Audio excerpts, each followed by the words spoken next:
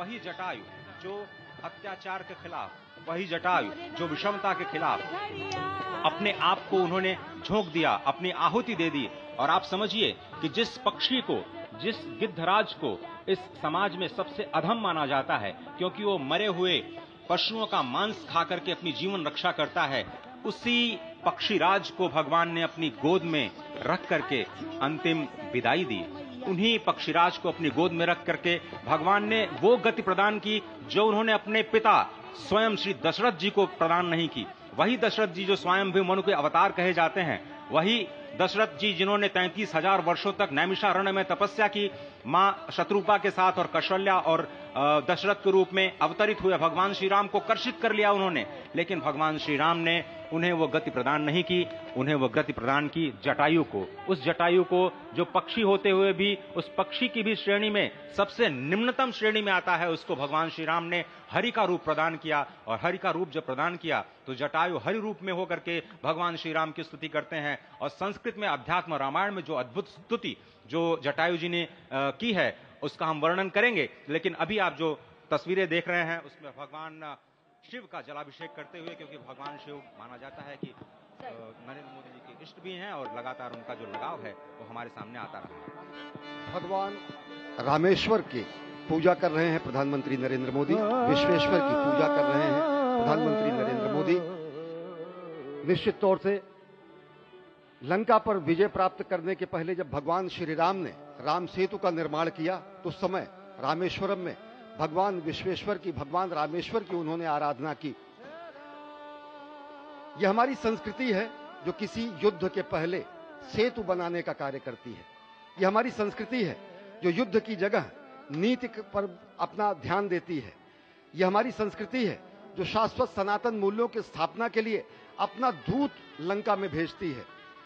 और यही हमारी संस्कृति है जो किसी भी तरह से अगर धर्म की स्थापना नहीं होती है तो अंतः स्तर पर, अंतिम स्तर पर धर्म की स्थापना करने के लिए युद्ध का भी वर्णन करती है और कहती है यतः धर्मो ततः विजय, यानी जहां धर्म है वहां जय है। और निश्चित तौर से हमारी ही संस्कृति में कहा गया है धर्मः रक्षति रक्षितः, जो धर्म की रक्षा करता है धर्म उसकी रक्षा करता है। यही हमारी संस्कृति है जो पूरी दुनिया को चकित कर देती है। यही हमारी संस्कृति है जो पूरी दुनिया के सामने ऐसा रूप प्रस्तुत करती है जो सत्यम है, शिवम है, सुंदरम है।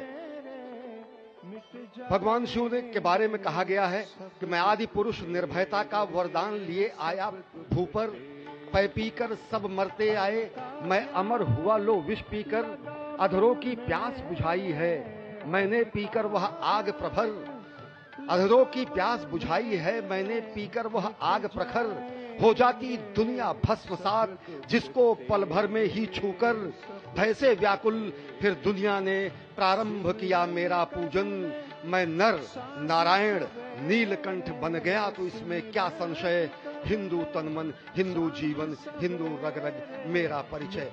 विश्व के कल्याण के लिए हलाहल को पीना, विश्व के कल्याण के लिए विश्व का वमन करना हमारी ही संस्कृति में है।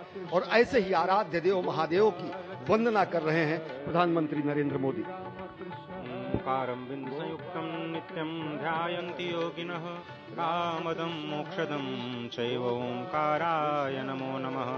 नमन्ति ऋषयो देवा नमन्त्यप्सरसां गणाः, नमन्ति देवेशं नकाराय नमो नमः। महादेवं महात्मानं महाध्यानपरायणं, महापापहरं देवं मकाराय नमो नमः।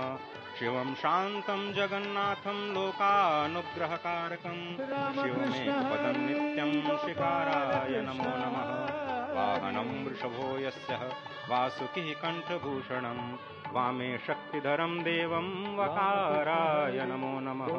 यत्र तत्र स्थितौ देवः सर्वव्यापी महेश्वरः, यो गुरुः सर्वदेवानां यकाराय नमो नमः। षडक्षरमिदं स्तोत्रं यः पठेत् शिवसन्निधौ, शिवलोकमवाप्नोति शिवेन सह मोदते। भगवान शिव की परिक्रमा करते हुए प्रधानमंत्री नरेंद्र मोदी ये प्राचीन कुबेर का टीला, जहां पर अब आधुनिक रूप में जटायु जो कि पक्षी की श्रेणी में त्रेता युग में उन्होंने मां सीता की सेवा में अपने प्राणों को उत्सर्ग कर दिया, जिन्हें भगवान श्री राम ने गले लगाया, आज वो फिर से अयोध्या की धराधाम पर प्रतिष्ठित हो रहे हैं।